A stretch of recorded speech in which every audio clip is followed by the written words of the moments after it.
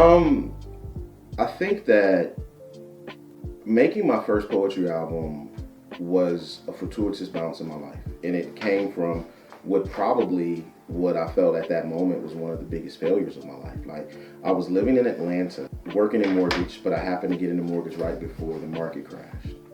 And so there wasn't a lot of money in it, and I wasn't able to sustain myself. I had to move back home, and I felt like a failure. But I came back in, and I met up with a bunch of guys who were rappers and producers. They would have me like do poetry features on their tracks, interludes, things like that. Then eventually, I got the idea that I want to do my own poetry album. And back in those days, this was 2008.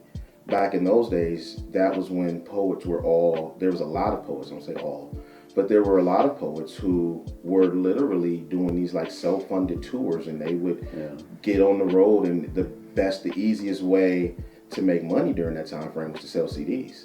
I bought a lot of very bad poetry CDs. A lot of very bad poetry CDs. I bought a lot of very good poetry CDs, but you were able to, pick up, After all those years of buying CDs, I knew I wanted to do one. And once I got back into a space where I had access to producers and recordings, I was like, let's go for it.